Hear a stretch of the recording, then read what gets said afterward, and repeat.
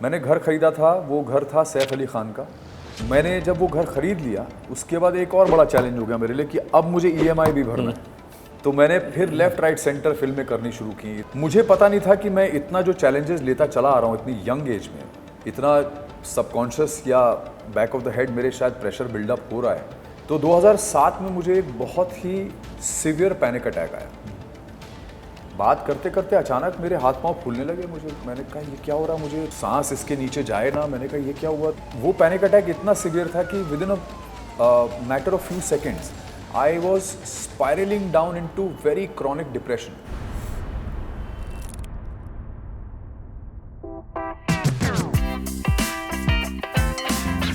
Hello everyone, welcome to small towns big stories.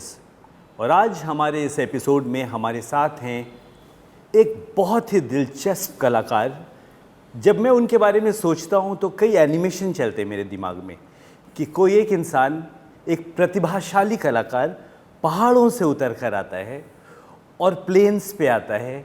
फिर वो एक बहुत ज़्यादा लोकप्रिय शेफ़, एक ऐसी शेफ़ जिसने इस पूरे देश को, पूरी दुनिया को होममेड वेजिटेरियन फूड बनाना सिखाया, उनके साथ, जी हाँ मैं तरला दलाल की बात कर रहा हूँ, उनके साथ तरल दाल बनाता है और वहाँ से वो रैंप पे आ जाता है। फिर वो टेलीविज़न पे एक्टिंग करता है, सिनेमा में एक्टिंग करता है। अब तक आप समझ चुके होंगे, I am talking about the most endearing, the most lovable. और आजकल तो मैंने पता किया है मेरी बिल्डिंग की कुछ बुज़ुर्ग महिलाएं उन्हें पसंद नहीं कर रही हैं क्योंकि वो मोस्ट हेटेड हस्बैंड भी एक टेलीविज़न के लोकप्रिय सीरियल में प्ले कर रहे थे। Let's welcome Sudhanshu Pandey. Sudhanshu, thank you.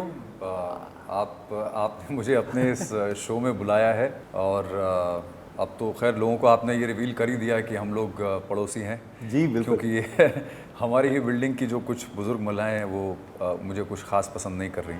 हाँ, वो लेकिन मुझे लगता है कि वो भी उनका प्यार है बहुत और ज़्यादा।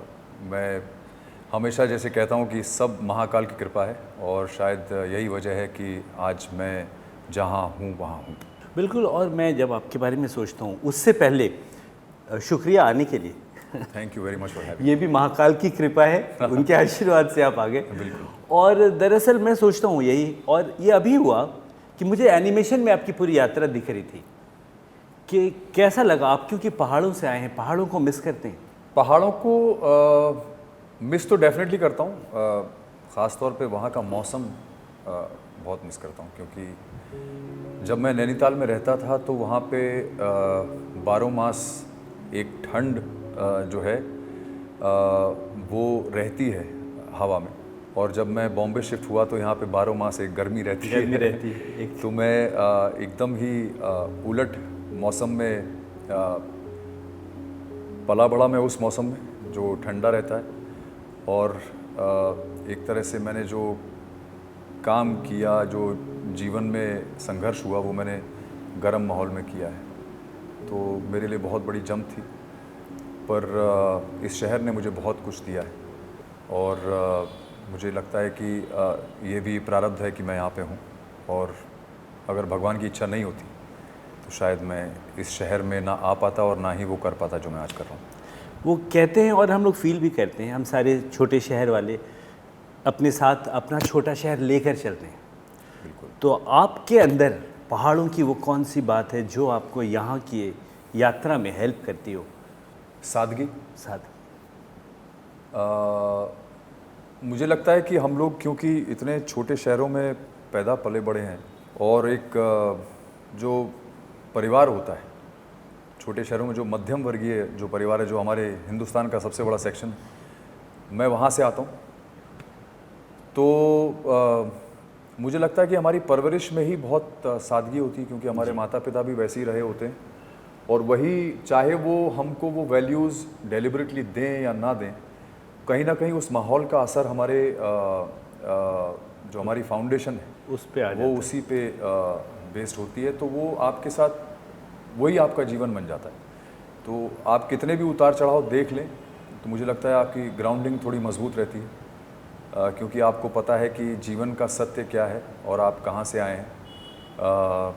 तो कितनी भी बड़ी चीज़ हो, कितनी भी ग्लैमरस कितने भी ग्लैमरस माहौल में आप रहे हों, उसका असर इतना गहरा कभी नहीं होता है कि हम अपनी जड़ें भूल जाएं या जो अपनी मिट्टी की खुशबू है उसको भूल जाएं। तो मुझे लगता है कि शायद वही सादगी है जो है वो मेरी सबसे बड़ी ताकत रही। ताकत। और आपकी पैदाइश तो एक और दूसरे छोटे शहर में है। जी जी, मेरी पैदाइश हुई बदायूं में। मेरे फादर रेलवे से रिटायर हुए। जी जी जी। तो हम लोग क्योंकि सरकारी नौकरियों में आप जानते हैं कि किस तरह से ट्रांसफ़र होता रहता है, कभी यहाँ कभी वहाँ। पर मैं पैदा यूपी में हुआ और तब जो है वो United states of Uttar Pradesh हुआ करता था, क्योंकि उत्तराखंड भी यूपी का हिस्सा था। जी जी। और उत्तराखंड बाद में एक अलग स्टेट बना। तो मैं उस यूनाइटेड स्टेट्स का अनडिवाइडेड। हाँ। और वहाँ पैदा हुए, फिर आप लोग वहाँ, और रेल की तरह ही आप भी यात्राएं करते रहे, स्टेशन बदल बदल के। और भारतीय रेल तो पूरी दुनिया का सबसे बड़ा एम्प्लॉयर है in terms of numbers of employees they have. मेरा एक दोस्त, मुझे याद है, SOAS में, school of Asian and African studies में, लंदन में, उसी पे PhD कर रहा है। अच्छा। और भारतीय रेल। अरे वाह, क्या बात है। हाँ। बहुत कुछ है जानने के लिए। बहुत कुछ है। और फिर दिल्ली भी आपका रहना हुआ। जी, तो मैं थोड़ा सा जो आपने इंट्रोडक्शन में बोला, मैं उसको थोड़ा सा सीक्वेंस में डाल देता हूँ। जी जी। मेरी शुरुआत जो हुई थी करियर की, वो हुई थी एज अ मॉडल। तो मैं जब नैनीताल में था तो उस वक्त I was still a teenager, और मैं और मेरा भाई अक्सर सुबह, हम लोग का रूटीन होता था, क्योंकि छोटे शहरों में आपका एक रूटीन होता है। आप सुबह उठते नाश्ता करते हैं, फिर थोड़ा समय या तो न्यूज़पेपर या कुछ ऐसी चीज़ें पढ़ते हैं, चाय पे चर्चा। हाँ, तो चाय वाय लेके बैठते थे। तो मैं और मेरा भाई ऐसी सुबह हम लोग नाश्ता करने के बाद हम लोग बाहर जाके बैठ जाते थे धूप सेंकने के लिए, क्योंकि ठंड होती थी वहाँ नैनीताल में। तो न्यूज़पेपर पढ़ते वक्त उसमें एक कॉलम में एक ऐड था जिसमें लिखा था models required for a Bombay based magazine. वाह। तो मैंने पढ़ा, मैंने अपने भाई को दिखाया, मेरा बड़ा भाई, वो मुझसे 5 साल बड़े हैं। तो मैंने दिखाया, मैंने कहा देखो, तो बोले फ़ोन करो। तो मैंने हम लोग का एक फ़ोन होता था वहाँ पे, लैंडलाइन ऐसे घुमाया जाता था, डायल करते थे, उसमें ताला भी लगा रहता। तो पहले ताला खुलवाया, फिर हमने फ़ोन किया दिल्ली के नंबर पे। तो वहाँ पे एक सज्जन थे, उन्होंने उठाया और बोले यस। तो मैंने कहा I just came across your ad in the newspaper and it says models required. तो I was just thinking if you know I could take a chance. तो वो बोले कि आपको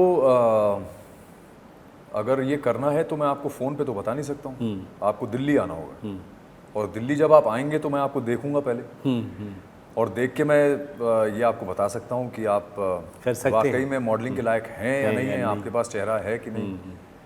तो मैंने कहा जी ठीक है। मैंने फ़ोन रख दिया, मैंने अपने माँ बाप को बताया। तो thank God for such parents कि मेरे फादर तैयार हो गए, बोले चलो दिल्ली लेके चलते हैं तुमको। तो वो मुझे दिल्ली ले आए। दिल्ली में गया और उन सज्जन से मिला, तो वो देखे और बोले कि विल डू योर पोर्टफोलियो। तो उन्होंने पोर्टफोलियो खींचा और मैं वापस आ गया नैनीताल। फिर उन्होंने कुछ दिनों में वापस मुझे बुला लिया दिल्ली। बोले अब ये तुम्हारे फ़ोटोज़ तैयार हो गए हैं, तुम जाके एडवर्टाइजिंग एजेंसीज़ में दे के आओ। तो मैं लिंटास में, HTA में, ONM में, जितनी एजेंसीज़ थी वहाँ पे उस वक्त, मैं 94 की बात कर रहा हूँ, तो मैं सब जगह अपनी फ़ोटोग्राफ्स दे के आ गया। और करीब 15-20 दिन बाद मेरे ख्याल से मुझे इनका फ़ोन आया, बोला अबे साले मुबारक हो। मैंने कहा थैंक यू, क्या हो गया? बोले तुझे शूटिंग्स कैंपेन के लिए लिंटास में सेलेक्ट किया गया, जल्दी से आ जा। तो मैं भागता हुआ गया दिल्ली, और उन्होंने मुझे बोला कि तू जा फटाफट, लिंटास में तेरी मीटिंग है और जल्दी से सब बातचीत उनसे कर ले, तेरे को कैंपेन मिल गया, तेरी लाइफ सेट हो गई। तो मैं लिंटास गया। तो उन्होंने मुझे क्योंकि मैं बिल्कुल ऐसे बैकग्राउंड से था जहाँ हम लोगों ने कभी बिना माँ बाप से पूछे कभी कुछ किया नहीं था, है ना। तो अगर पतंग भी उड़ानी होती थी तो मम्मी से चवन्नी लेते थे, अठन्नी लेते थे कि मम्मी पतंग खरीदनी, अठन्नी दे दो, क्योंकि बड़ी वाली पतंग लेनी होती थी। तो उन्होंने समझाया कि वो बोलेंगे ऐसा ऐसा, बजट के लिए कुछ बोलेंगे, तो उनको बोलना you are okay with it, बस करना है। मैंने कहा ठीक है, तो मैं चला गया वहाँ पे। तो उन्होंने जब मुझे बिठाया वहाँ पे, मैं घबराया, थोड़ा सा नर्वस तो था ही मैं। और उन्होंने बोला कि so Sudhanshu, we have selected you for our campaign, we are doing a national campaign for Bhilwara suitings, और तुम्हें हमने सेलेक्ट कर लिया है। बजट हमारा थोड़ा लिमिटेड ही है, तो you tell us if you are okay with it. तो मैंने कहा सर प्लीज़ टेल मी। तो बोले कि we will give you 25,000। Which was quite a lot at that. तो जब उन्होंने 25,000 बोला तो मेरे अंदर जितनी चीज़ें चल रही थी वो सब रुक गई। एक पॉज बटन दब गया था, मतलब एक कहते ना वक्त ठहर जाता है आपके, क्योंकि मेरे पिताजी की भी सैलरी उतनी नहीं थी, ठीक है ना। 25,000 रुपये कभी एक साथ सुनना भी बहुत बड़ी बात। तो जब उन्होंने 25,000 बोला तो समझ ही नहीं आया मुझे मैं क्या बोलूं।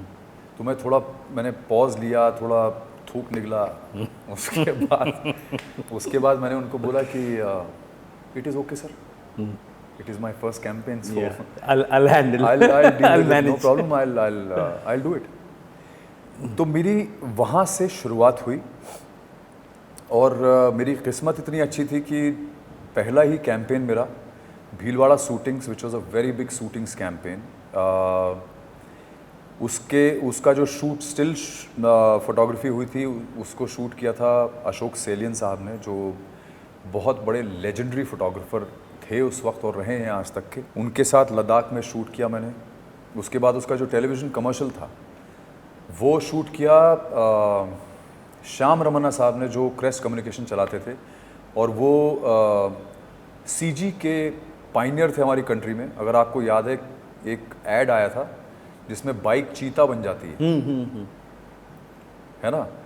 तो वो बहुत बड़ा मतलब एक तरह से रेवोल्यूशन आया था उस वक्त एडवर्टाइजिंग इंडस्ट्री में। वो ऐड उन्होंने डायरेक्ट किया था, तो they had a proper setup of computer graphics and everything, तो वो डायरेक्ट कर रहे थे। तो मेरे लिए ये बहुत बड़ी बात थी कि मैंने अपने करियर के शुरुआत में ही, while still I was a teenager, उन्होंने वो ऐसे लोगों ने मेरा शूट किया। और जो पहला मेरा ऐड रिलीज़ हुआ था, जो प्रिंट ऐड रिलीज़ हुआ था, वो सेंटर स्प्रेड था टाइम मैगज़ीन का। So from a middle class boy sitting in Nainital doing nothing, just sipping on tea in the morning, to having an ad that is released as a center spread of Time magazine. It was big. It was such a huge jump that I didn't even know what hit me actually, honestly. So it started from there, and then I became the face of fashion in the country for the next 3 years. I started my fashion career with Rohit Bal, in Delhi, and then I was doing fashion shows with all the top designers. I was shooting for them, and 3-4 साल मैंने बहुत ही top league काम किया। मैंने Ray-Ban किया, मैंने Nivea cream किया, मैंने मॉन्टे कार्लो किया। मेरे ख्याल से जो अर्जुन ने जितने ब्रांड्स किए थे उसमें से 1-2-3 तो मैंने रिप्लेस किए थे उसके बाद, अर्जुन रामपाल ने। तो I was thrown right in the middle of the sea from nowhere, and that's it. From there as life carried on, I moved on and kept और मूविंग। व्हाट अ कॉन्ट्रास्ट, उसके बाद you were the co host with Tarla Dalal, एकदम अलग मिजाज का अलग show, और वहाँ भी लोग आपको पसंद कर रहे थे। वो एक्सपीरियंस कैसा था, और उनके किचन से सबसे स्वादिष्ट क्या मिला आपको? तो तरला जी के साथ जो मैंने शो किया था उसका नाम था cook it up with Tarla Dalal, Cook It Up, Sony television. और उस वक्त तक मैंने थोड़ा अपना career obviously as an actor मैं शुरू कर चुका था। मेरी पहली फिल्म रिलीज़ हो चुकी थी, पहला एक टेलीविज़न शो था वो भी रिलीज़ हो चुका था। साइमल्टेनियसली ये शो मेरे पास आया क्योंकि मैंने सोनी से शुरुआत की थी, और उन्होंने बोला कि ये तरला दलाल हैं, बहुत बड़ा नाम है। तब तक मुझे पता नहीं था उनके बारे में, इतना ज्ञान नहीं था मुझे शेफ्स का या कुकरी बुक्स का, या जो बहुत बड़े नाम हैं उस इंडस्ट्री के। फिर मुझे बताया गया कि वो कौन है, तो मुझे समझ में आया कि वो कितनी बड़ी लेजेंड हैं। और मुझे ये बोला गया कि हम लोगों को एक ग्रैंड मदर और ग्रैंड सन वाली इक्वेशन चाहिए। तो वो जो इक्वेशन थी वो उनके साथ बहुत बेहतरीन मेरी बनी। एक तो obviously she was pretty old, you know. दूसरा उनका जो एक्सेंट था वो बहुत फनी था, गुजराती लहजा था उनका, तो वो बड़ा ज़बरदस्त उनका जो था वो कॉमेडी नहीं भी करती थी, उनकी बातचीत में ह्यूमर निकल आता था, और उसको पकड़ पकड़ के मैं अपने जोक्स क्रैक करता था, तो लोगों को बड़ा मज़ा आया। और वो मुझे अक्सर वो जो भी बोलती थी ऐसा लग रहा है डांट रही है, नॉर्मल बातचीत भी करती तो लगता था डांट रही है। तो कुछ ऐसी चीज़ें होती थी, जैसे वो बोलती थी, अरे सुधांशु चल ये पैन रख इसके ऊपर, अभी गैस जला। तो मैं कहता लीजिए तरला जी, जला दी मैंने गैस, अभी इसमें तेल डाल। ओके तरला जी, तेल डाल दिया, अभी उसमें थोड़ा जीरा डाल दिया तरला जी, अभी हला।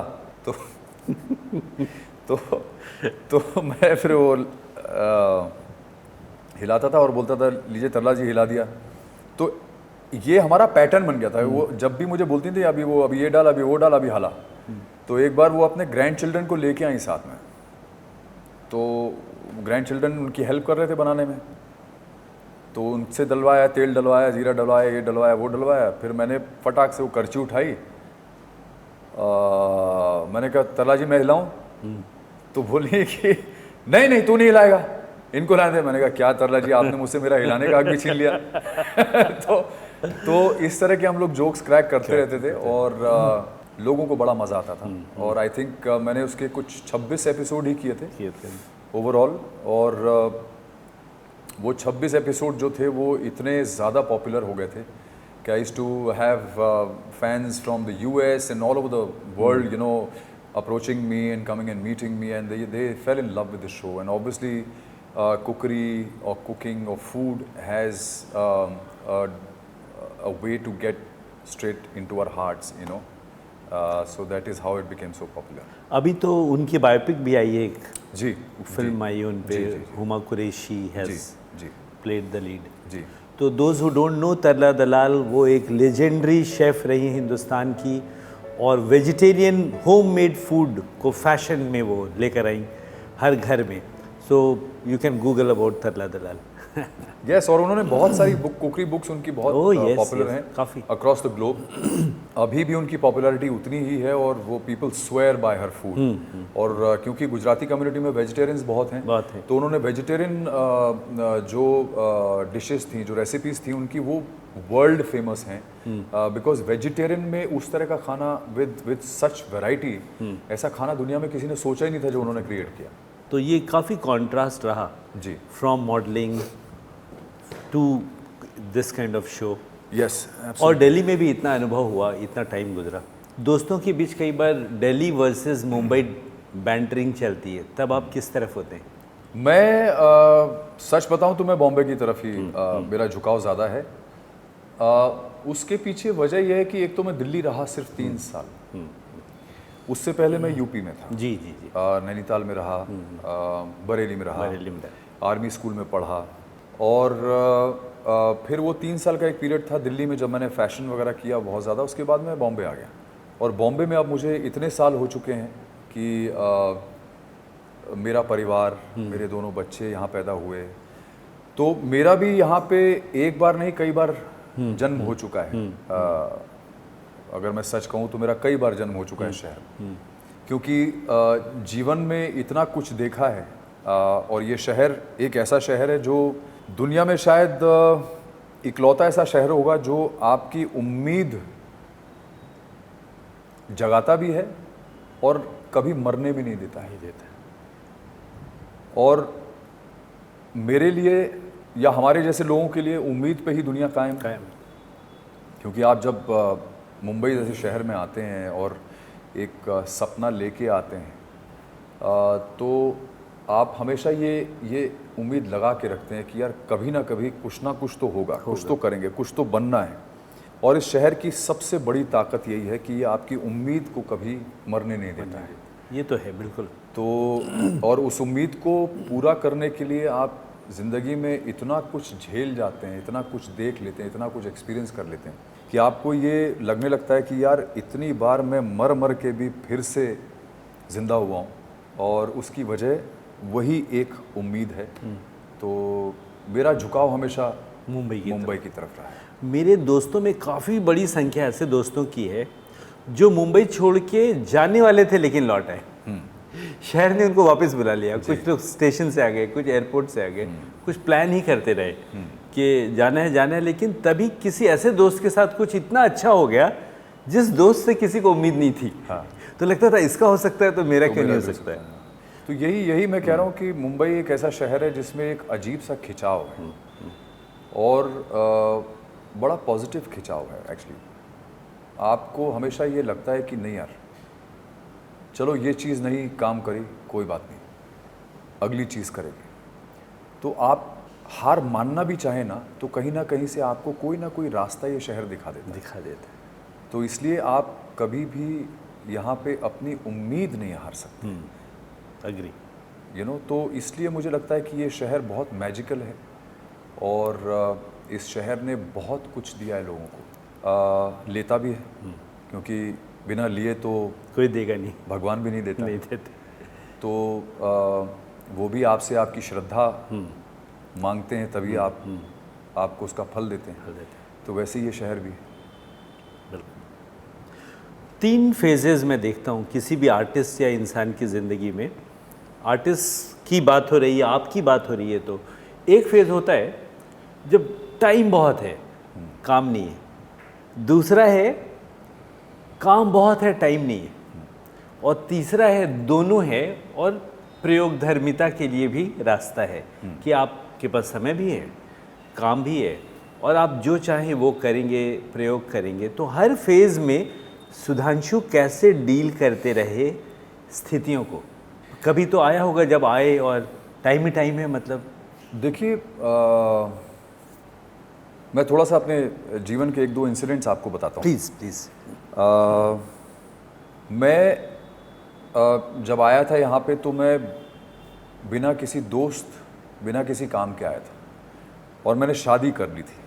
तो मैं जब यहाँ पे आया तो मैं और मेरी बीवी दोनों आए साथ में। तो मुझे सिर्फ अपना नहीं, अपनी बीवी का भी पेट पालना था। तो मेरे लिए डबल चैलेंज था जब मैं आया इस शहर में, और वो भी तब जब मेरे पास कोई डेफिनेट काम नहीं था और कोई दोस्त यार नहीं थे कि हाँ, और ना ही हम ऐसे बैकग्राउंड से आते थे कि यार चलो कोई बात नहीं, 1-1.5 साल 2 साल रह के देखते हैं कोई जम गया तो अच्छा है, वरना कुछ देखेंगे और करेंगे। तो मेरे पास ये चॉइस कभी थी नहीं। और इंटरेस्टिंगली खुद से उम्मीद भी होगी क्योंकि दिल्ली में मॉडलिंग वाले इस फेयर में बहुत अच्छा हो गया था, बहुत अच्छा नाम था। 1995 में मुझे best male model of the year award भी दिया गया था। तो मेंटली भी हम स्पेस में थे कि यार कुछ कर लिया है तो अब इसके आगे ही करना है। बढ़ना है और कैसे बढ़ना है वो तय करना था। लेकिन तय करने जैसा कुछ होता नहीं है हमारी फील्ड में। आप कितना भी कुछ भी तय कर लें, कब आपके जीवन में आपको किस तरफ ठेल दिया जाएगा पता नहीं। तो मैं जब आया था यहाँ पे तो इतना मेरे लिए इतना बड़ा चैलेंज था कि मुझे काम भी ढूंढना है, रोटी भी कमानी है, और जो मेरा एक स्टैचर है एज अ मॉडल उसको भी मेंटेन करना है। अच्छा लाइफस्टाइल भी चाहिए क्योंकि अब बीवी है तो बीवी को लेट डाउन नहीं कर सकते हैं, so I have to keep her happy also. तो इतने सारे चैलेंजेस के साथ जीवन की शुरुआत मुंबई में हुई। फिर एक एक करके धीरे धीरे थोड़ा थोड़ा काम, लोगों को फ़ोन करना, ये करना वो करना, धीरे धीरे करके कहानी आगे बढ़ती गई भगवान की कृपा से। और 2001 में मेरा बेटा पैदा हुआ, बड़ा बेटा। तो अनदर चैलेंज कि now I have a child. अब 2 से 3 हो गए, तो अब जीवन में थोड़ा और बेहतर करना पड़ेगा क्योंकि अब खर्चे भी बढ़ गए हैं। तो ये सब चलते चलते मैंने बहुत काम किया, बहुत हाथ पैर मारे, खूब सारी फिल्में की, लेफ़्ट राइट सेंटर। उस वक्त मैंने गुड बैड अगली जो भी आया किया क्योंकि मुझे करना था। काम करना इम्पोर्टेंट, काम करना बहुत इम्पोर्टेंट था, पैसे आने बहुत इम्पोर्टेंट थे। और 2001 में ये बैंड ऑफ बॉयज़ जो था उसका फॉर्मेशन हुआ और 2002 में बैंड लॉन्च हुआ। तो मैंने 3 साल सडनली अपना ट्रैक बदल के बैंड ऑफ बॉयज़ में इन्वेस्ट कर दिया। 3 साल के अंत में मेरी बीवी ने मुझे थोड़ा सा हिलाया, बोली क्या कर रहे हो तुम? तुमने अच्छा खासा अपना एक्टिंग करियर चलता हुआ रोक के इस बैंड में एंट्री कर दी और वहाँ से तुमको कोई रिटर्न्स आ नहीं रहे, तो कब तक करोगे? You have a child now. तो फिर मैंने एक बहुत कड़ा डिसीजन लिया। मैं 2005 में मेरे ख्याल से बैंड से मैंने ऑप्ट आउट किया। मैंने कहा भाइयों मुझे माफ़ करो, मुझे पैसा कमाना पड़ेगा, मेरे पास कोई चॉइस नहीं है।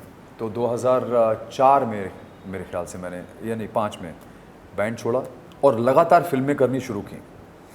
और फिर मैंने सोचा कि यार अब मुझे घर खरीदना है अपना। ये मैं आपको चीज़ें इसलिए बता रहा हूँ क्योंकि मैंने किस तरह से अपने लिए खुद बिल्कुल बहुत ज़रूरी है। चैलेंजेस बढ़ाए लाइफ में। क्योंकि मैंने खुद को हमेशा माइलस्टोन्स दिए। खुद को माइलस्टोन्स दिए खुद। अच्छा, हिंदी में वो है ना कि जितनी चादर हो उतने पाँव पसारने चाहिए। तो मुझे लगा कि यार चादर बड़ी कर लेते ना, पाँव लिमिट करके कि यार चादर छोटी है तो पाँव ऐसे रखें, इससे बेटर है कि चादर बड़ी करते हैं अपन। तो मेरा विश्वास हमेशा से ये था कि मैं अपना दायरा बड़ा करता हूँ। तो मैंने एक घर बुक किया 2005 में। 2005 में मैंने अपना घर बुक किया और 2005 मिड में बुक किया था और 2005 के अंत में मैं उस घर में शिफ्ट हो गया। मैंने घर खरीदा था, वो घर था सैफ अली खान का, पास में एक बिल्डिंग है। तो मैंने जब वो घर खरीद लिया उसके बाद एक और बड़ा चैलेंज हो गया मेरे लिए कि अब मुझे EMI भी भरना है, ठीक है ना। तो मैंने फिर लेफ़्ट राइट सेंटर फिल्में करनी शुरू की। इधर लंदन में 3-4 फिल्में, इधर कोई कर रहा हूँ, कुछ इधर चल रहा है। जो प्रोजेक्ट्स आते गए करते गए, जो प्रोजेक्ट्स आते गए चलते गए। अब ये दुधारी तलवार होती है कि आपके पास कोई गाइडेंस तो है नहीं कि भाई ये फिल्म करो, ये मत करो, क्योंकि ये तुम्हारे लिए शायद अच्छी नहीं होगी। लेकिन मेरे पास वो चॉइस भी नहीं थी क्योंकि मुझे किसी भी तरह से काम करते रहना था, क्योंकि मुझे EMI भी भरनी थी। अब इन सब के चलते 2007 में मुझे पता नहीं था कि मैं इतना जो चैलेंजेस लेता चला आ रहा हूँ इतनी यंग एज में, और इतना सबकॉन्शियस या बैक ऑफ द हेड मेरे शायद प्रेशर बिल्डअप हो रहा है ये सब करने का, उसका मेरे हेल्थ पे या मेरी मेंटल हेल्थ पे क्या असर हो रहा है। तो 2007 में मुझे एक बहुत ही सिवियर पैनिक अटैक आया और वो इतना सिवियर था कि मैं अपने दोस्त के साथ बैठा हुआ था एक कैफ़े में और बात करते करते अचानक मेरे हाथ पांव फूलने लगे। मैंने कहा ये क्या हो रहा है मुझे, तो और अचानक से पैल्पिटेशन हुआ और सांस इसके नीचे जाए ना। मैंने कहा ये क्या हुआ, तो वो मेरा दोस्त भी घबरा गया, वो भी मुझे दौड़ के लेके गया एक डॉक्टर के पास, मेरी डॉक्टर हैं, उनके पास लेके गया। मेरी डॉक्टर को भी समझ नहीं आया, उन्होंने ECG करवाने के लिए भेज दिया। तो ECG करवाया, वो नॉर्मल निकला, लेकिन मैं कह रहा हूँ बॉस मुझे कुछ हो रहा है 100%, आई कांट फिगर आउट। तो हुआ ये कि cutting the long story short, क्या हुआ कि वो पैनिक अटैक इतना सिवियर था कि within a matter of few seconds I was spiralling down into very chronic depression and I didn't know what hit me and none of the doctors could figure out कि हुआ क्या है। Because वो वक्त ऐसा था जब panic attacks, anxiety, mental health के बारे में कोई अवेयरनेस थी नहीं, not even in the doctor fraternity. तो अब वो हो गया तो everything suddenly became dark for me. It was like I am falling in a dark pit with nothing around me, no sight, nothing. I can't see anything. It is pure darkness, and I'm just falling. And I'm only falling with no ground to touch. So constant एक falling वाली in darkness वाली जो feeling थी, and it was like doom for me everywhere. और वो वक्त ऐसा था पंकज कि मैं अपने घर की खिड़की की तरफ देखता था ना, तो मुझे ऐसा लगता था मेरी खिड़की मुझे ऐसे बुला रही है, you know. So it was a very weird feeling. It took me 4 years to come out of it. Sheer willpower and my surrender to Mahakal. और मैं उस वक्त की वजह से आध्यात्म की तरफ बहुत ज़्यादा झुक गया और मैं आध्यात्म से जुड़ गया। Believe me, अगर मेरे अंदर ये ताकत नहीं होती कि मैं अपने आप से बात कर पा रहा था उस वक्त, तो पता नहीं क्या होता। पर मैं कॉन्स्टेंटली अपने आप से बात कर रहा था उस वक्त और अपने आप को ये समझा रहा था कि Sudhanshu, this is not the end of life. ऐसे तुम्हारी ज़िंदगी ख़त्म नहीं होगी। There is something not right, this is not true what is happening with you, this is all, ये सब मिथ्या है, कुछ भी सही असली नहीं है इसमें। तो ये फेज शुरू हुआ है तो ख़त्म भी होगा। So I help myself by praying, मेरे इष्ट शिव भगवान। तो मैंने प्रार्थनाएं की, दिन रात प्रार्थनाएं की, दिन रात ध्यान किया। और ये जो 4 साल का फेज़ है उसको मैंने बहुत ही ब्यूटीफुली यूटिलाइज़ किया। तो मैं आपको ये कहना चाह रहा हूँ कि ऐसे चैलेंजेस, ये तो एक चैलेंज मैंने आपको बताया, इसके अलावा और बहुत सारे चैलेंजेस आए लाइफ में। और ये जो 4 साल थे, इन 4 सालों ने मुझे वो बनाया जो मैं आज हूँ। जिस सुधांशु पांडे को लोग पहचानते हैं, जानते हैं, जिसकी इज्जत करते हैं, जिसको प्यार करते हैं, जो मेरी गुडविल है आज इंडस्ट्री में या अपने दोस्तों के बीच में, जानकार जो हैं मेरे, उस सुधांशु का कंस्ट्रक्शन जो हुआ वो इन 4 सालों में। क्योंकि ये वो 4 साल थे जब मैं दुनिया से अलग हो चुका था और मैं हर जो मटेरियल चीज़ होती है उससे डिस्कनेक्ट हो गया था। मैं अकेला था, अपने घर में सबके साथ रह के भी मैं अकेला था।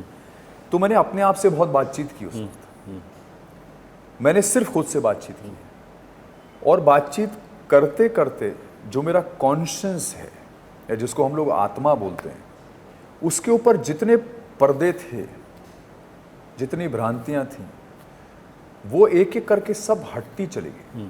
और जीवन का जो एक सत्य है उससे मैं जुड़ गया और उससे जुड़ा तो मुझे जीवन समझ में आया। वो खुद से साक्षात्कार हुआ, यानी भगवान से साक्षात्कार। मतलब फिर मुझे समझ में आ गया कि क्या है जीवन। तो उस चीज़ ने मुझे बहुत बदल दिया हमेशा के लिए, एक ट्रांसफॉर्मेशन हो गया। और उससे जब मैं निकला हूँ तो एक चीज़ और मुझे समझ में आई कि मैं जैसा एक्टर पहले था, अब मैं उससे कहीं ज़्यादा ज़हीन, कहीं सीरियस, कहीं गहरा हो चुका हूँ एज ए ह्यूमन बीइंग। क्योंकि चीज़ों को देखने का जो आपका नज़रिया, जो पर्सपेक्टिव बदला, उसने बहुत डेप्थ दी। हाँ, वो गहरा हो गया बहुत। गहरा हो तो हर इमोशन से बहुत गहराई से मैं कनेक्ट कर गया उसके बाद से। तो मुझे आज जो भी एज ए परफॉर्मर या एज एन एक्टर जो मुझे अप्रिसिएशन मिलता है, वो उसका क्रेडिट मैं उस 4 साल के पीरियड को देता हूँ। और मुझे लगता है कि वो जो पीरियड था, हालांकि मैं ऐसी मनोस्थिति नहीं चाहूँगा किसी को जीवन में फेस करनी पड़े, क्योंकि वो बहुत ज़्यादा डार्क स्पेस है। 95% लोग हैंडल नहीं कर पाएंगे, दे मे गिव अप। बट मुझे ऐसा लगता है कि मेरे भगवान ने मुझे कहा कि बेटा तुमको ये भोगना ही पड़ेगा, तुम्हें इस आग से निकलना ही पड़ेगा, क्योंकि तुम्हें वो बनना है जो मैं चाहता हूँ तुम बनो। तो वो तपने का दौर तो था। उस तपिश से जो मैं निकला हूँ उसने मुझे तराशा as a human being, as the Sudhanshu Pandey that I am today. और मुझे लगता है कि वो मेरे जीवन की सबसे बड़ी ब्लेसिंग थी। जो मुझे लग रहा था कर्स है, वो सबसे बड़ी ब्लेसिंग निकली मेरे लिए और मैं वो बन पाया जो आज मैं हूँ।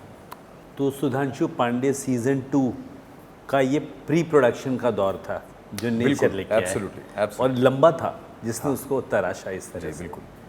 ये हर बैंड की एक कहानी होती है। मैं जितने भी दुनिया भर के बैंड्स के बारे में देखता हूँ, फिल्में देखता हूँ, चाहे हम लोग बोहेमियन रैप्सोडी देखते हैं या और बहुत सारी फिल्में, सबकी स्टोरी होती है। कुछ फ्रेंड्स मिलते हैं, बहुत मैजिक क्रिएट करते हैं, दुनिया भर में प्यार मिलता है उनको, फिर किसी न किसी वजह से split, they grow apart, they grow together then they grow apart. ये बहुत खूबसूरत बात हुई है कि बैंड ऑफ बॉयज़ 5 सालों के बाद, 2001 से 5 तक रहने के बाद, अब इतने सालों के बाद 2024 में वापस से रीअलाइनमेंट हुई। क्या स्टोरी है बैंड ऑफ बॉयज़ की? तो पहली बात तो ये कि बैंड कभी भी स्प्लिट नहीं हुआ। अच्छा, आप निकले उनसे हाथ जोड़ के क्षमा मांग के अलग हुआ, क्योंकि मुझे अपना घर चलाना था। और band of boys as a band was and had always been together and they kept performing. वो परफॉर्म कर रहे थे. अच्छा, they were हाँ, they were performing. performing. But अभी लेटली जब मेरी करण से बातचीत हुई थी तो उसने बोला कि यार you want to give it a try. मैंने कहा यार I don't mind, you know. तो बोला कि let's do a jam session, एक दिन घर पे बैठते हैं तो हम लोग बैठेंगे, बातचीत करेंगे, देखते हैं क्या रिजल्ट निकलता है. तो हम लोग मिले, अच्छी बातचीत हुई. फिर हमने सोचा कि क्यों ना अपना पुराना गाना जो है हम लोग गाते हैं और उसको इंस्टाग्राम पे डालते हैं as a reel, you know. तो हमने वो गाया अपना, जो हमारा एक गोरी करके जो गाना था बड़ा फेमस, तो वो हमने गाया और उसको इंस्टाग्राम पे डाला. तो जब इंस्टाग्राम पे उसको डाला है तो वो जैसे जंगल में आग फैलती है वैसा वो वायरल हुआ.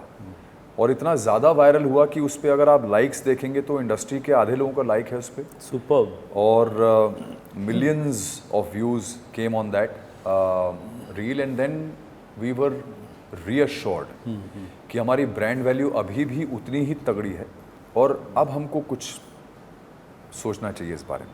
इसी बीच में एक म्यूज़िक कंपनी ने हम लोग को अप्रोच कर लिया और बोला कि we would like to produce an album for you.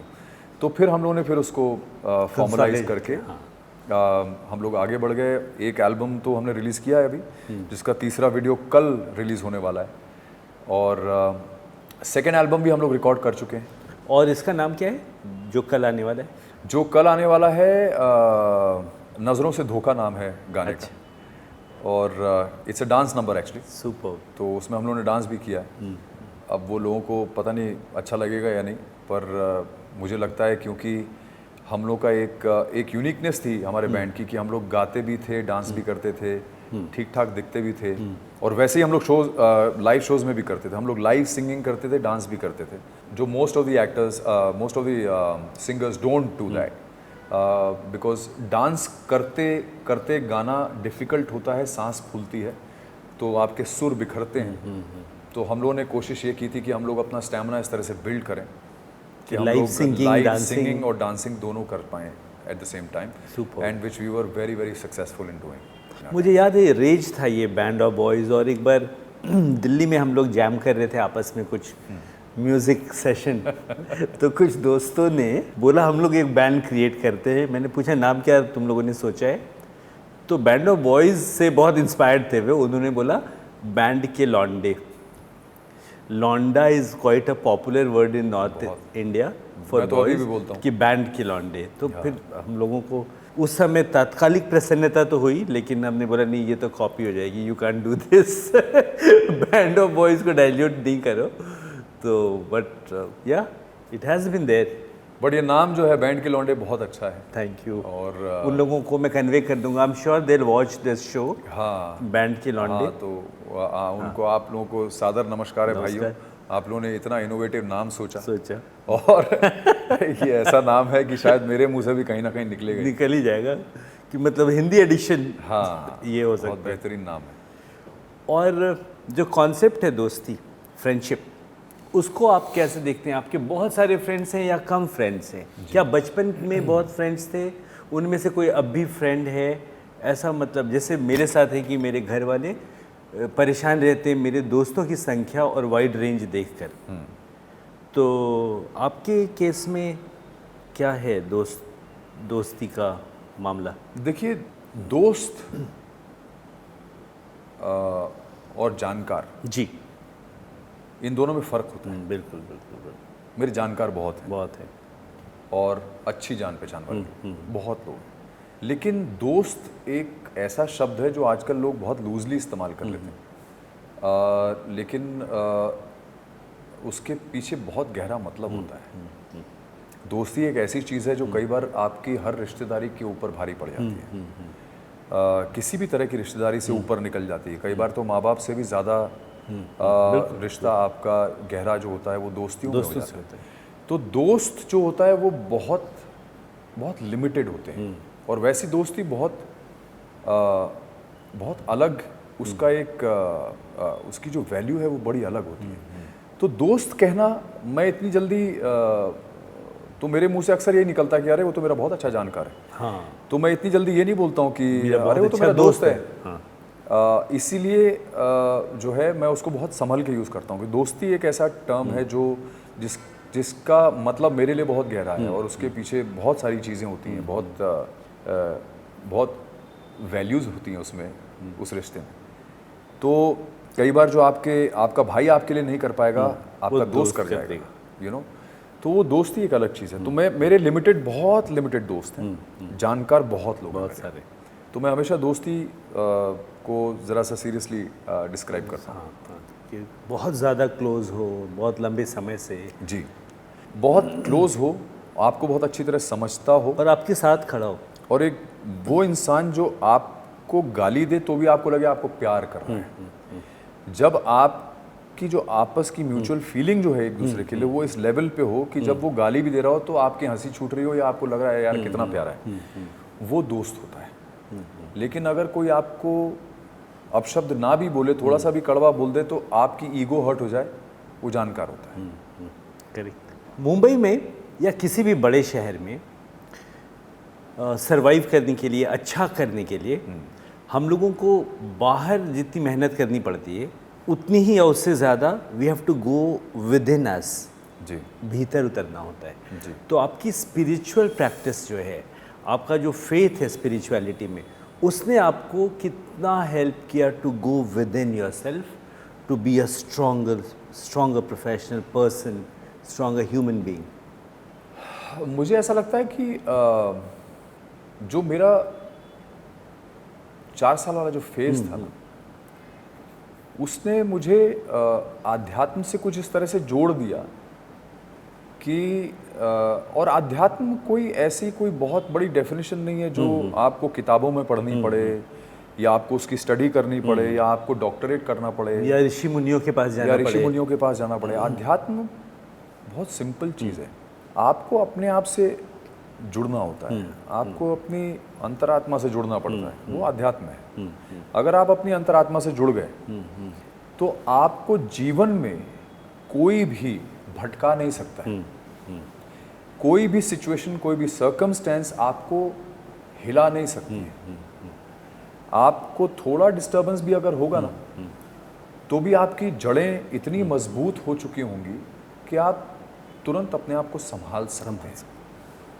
तो आध्यात्म से जुड़ने के बाद आपकी एक जर्नी शुरू होती जो आपको एज ए ह्यूमन बीइंग, एक इंसान के तौर पे आपको बहुत एलिवेट कर देती है, इवॉल्व कर देती है। और वो एवोल्यूशन जो है वो आपके अंदर ऑटोमेटिकली एक ठहराव देता है। और वो ठहराव आपका जैसे जैसे आप ग्रो करते हैं उम्र के साथ साथ, वो ठहराव और बढ़ता चला जाता है। और जितना ठहराव बढ़ता है उतना ही आपके अंदर जो है वो शांति आती है। और अक्सर जो हमारी इंडस्ट्री में जो बहुत टिपिकल इश्यूज होते हैं, जेलिसी का, नेगेटिविटी, क्योंकि नकारात्मकता बहुत ज़्यादा है हमारे चारों तरफ, और उस नकारात्मकता से लड़ने का या उससे दूर रहने का या उससे झेल पाने का एक ही तरीका है, वो है आपके अपने मन की शांति। अगर आप एट पीस हैं विद योर सेल्फ, तो आपको किसी भी तरह की नकारात्मकता, नेगेटिविटी, जेलसी या कोई भी ऐसा भाव जो है जो हमारे चारों तरफ बहुत ज़्यादा भर भर के मिलता है, उससे आपको कोई फर्क पड़ेगा नहीं। तो वो ठहराव आपके जीवन में तब आता है जब आप अपने आप से जुड़ जाते हैं। आप दूसरे से जुड़ेंगे या दूसरे से जुड़ने की कोशिश करते रहेंगे जीवन भर, तो आपके जीवन में कभी ठहराव नहीं आ सकता। फिर आप हमेशा उसकी तरह सोचेंगे, उसकी तरह सोचेंगे, उसकी तरफ से सोचेंगे। आपकी अपनी खुद की सोच जो है वो या तो मध्यम हो जाएगी या ख़त्म हो जाएगी। तो अपने आप से जुड़ना सबसे ज़्यादा ज़रूरी है। अगर आपको जीवन में शांति चाहिए, ठहराव चाहिए और हर तरह की सिचुएशन से लड़ने की ताकत चाहिए।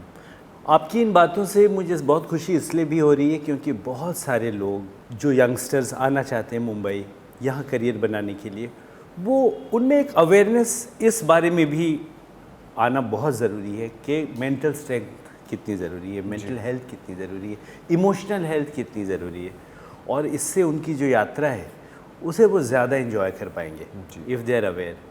जैसे बातचीत की शुरुआत में आपने कहा कि सुकून ऐसी चीज़ है जो आप मिस करते हैं या वहाँ से लेकर आए हैं अपने साथ। अगर आपको यहाँ से कोई बात नैनीताल अपने छोटे शहर या शहरों में ले जानी हो मुंबई से, इतने सालों के अनुभव के बाद, तो आप क्या ले जाना चाहेंगे? मुझे लगता है बहुत सारी चीज़ें हैं ऐसी जो मैं ले जा सकता हूँ वापस नैनीताल। एक तो ये कि हम सबको भगवान ने कोई ना कोई ताकत दी जी। उस ताकत को पहचानना बहुत ज़रूरी है। और उम्मीद एक ऐसी चीज़ है जो कभी हारनी नहीं चाहिए, क्योंकि मेरा मानना है कि जीवन में आपको कम से कम 2 या 3 बार भगवान मौका ज़रूर देता है और आपको हमेशा तैयार रहना चाहिए। कभी भी अपने लक्ष्य से आपको नज़र नहीं हटानी चाहिए, क्योंकि लक्ष्य से अगर नज़र हट गई तो अगर आपको कभी मौका मिला भी तो वो मौका जो है वो हाथ से निकल जाता है। इसलिए मुझे लगता है कि मेहनत, हम लोग अक्सर क्या होता है कि किस्मत को बहुत ब्लेम करते हैं और मुझे लगता है कि वो सही नहीं है। मेहनत बहुत ज़रूरी चीज़ है, लेकिन मेहनत तो मजदूर भी करता है ना। जो ईंटा ढोता है वो भी मेहनत बहुत करता है ना। तो आपको मेहनत, तैयारी, ये दोनों चीज़ें, ये आपके जीवन में कांस्टेंट रहना बहुत ज़रूरी है। और ये कांस्टेंट तभी रह सकती हैं जब आपकी जो नज़र है वो आपके लक्ष्य पे रहे। तो लक्ष्य से कभी नज़र नहीं हटनी चाहिए। तो पहले ये आइडेंटिफाई करना ज़रूरी है जीवन में कि आपको क्या चाहिए जीवन में, कहाँ आप पहुँचना चाहते हैं। तो एक बार आपका वो लक्ष्य बन जाए तो आपको अपनी निगाह उस पर गड़ा के रखनी है, क्योंकि जीवन में चैलेंजेस बहुत आते हैं और वही जीवन है। अगर जीवन बहुत खुशनुमा हो जाए और सब कुछ अगर अच्छा हो जाए तो फिर वो जीवन नहीं रहेगा, फिर आप बोर हो जाएंगे, फिर आपको लगेगा यार क्या जीवन है यार, कुछ एक्साइटिंग नहीं हो रहा है। अच्छी स्क्रिप्ट में भी बोलते हैं कॉन्फ्लिक्ट चाहिए, कॉन्फ्लिक्ट चाहिए, चैलेंज चाहिए। जिंदगी में भी कॉन्फ्लिक्ट बिना चैलेंज के आपकी ग्रोथ भी नहीं हो सकती। बिल्कुल, तो अगर आपको ग्रो करना है तो चैलेंजेस बहुत ज़रूरी हैं। और बॉम्बे एक ऐसा शहर है जहाँ पे आपको चैलेंजेस आप चाहें ना चाहें आपके सामने आते ही रहेंगे। और कंपटीशन आप चाहें ना चाहें आपके सामने बहुत तगड़ा कंपटीशन हमेशा खड़ा रहता है। तो आपको कंटिन्यूसली मेहनत, तैयारी और अपने लक्ष्य पे जो आपको नज़र गड़ा के रखनी है वो रखना ही पड़ता है। तो ये 3 चीज़ें जो हैं ये मेरे लिए बहुत मुझे लगता है बहुत ज़्यादा इम्पॉर्टेंट हैं। और जैसा मैंने पहले भी कहा कि अपने आप से कांटेक्ट इस्टेब्लिश करना बहुत ज़रूरी है, क्योंकि वो आपके जीवन में सबसे ज़रूरी ठहराव लेके आती है। बिल्कुल। ताकि आप कभी भी अपनी राह भटके ना। तो ये कुछ ऐसी चीज़ें जो बहुत ज़रूरी है। मुझे भी हमेशा लगता है कि किस्मत तभी एक्टिवेट होती है जब आप मेहनत करें। बिल्कुल 100%। और ऐसा है ही नहीं कि बिना मेहनत के कुछ संभव ही नहीं है। और ऐसा नहीं है कि आपको मौका नहीं मिलेगा, मौका डेफिनेटली मिलता है। लेकिन अगर उस वक्त जब वो मौके ने आपके दरवाजे पे दस्तक दी है और उस वक्त अगर आप तैयार नहीं हुए तो वो मौका निकल जाता है। तब आप नहीं बोल सकते नहीं मैं शहर में था। फिर आप किसी को ब्लेम नहीं कर सकते, फिर आप भगवान को नहीं कह सकते कि अरे भगवान ऐसा क्यों किया मेरे साथ। सुपर। तो हम लोगों का एक सिस्टम है यहाँ पे कि जब हम लोग कंक्लूड करते हैं तो हम लोग बीच वाले कैमरे में देखते हैं और पूरी दुनिया को बोलते हैं कि वी लव यू ऑल। चलिए बोलते हैं। तो ये कैमरा है और सुधांशु और मैं पूरी दुनिया के लिए, सारे ऑडियंस के लिए, let's start 1 2 we love you all.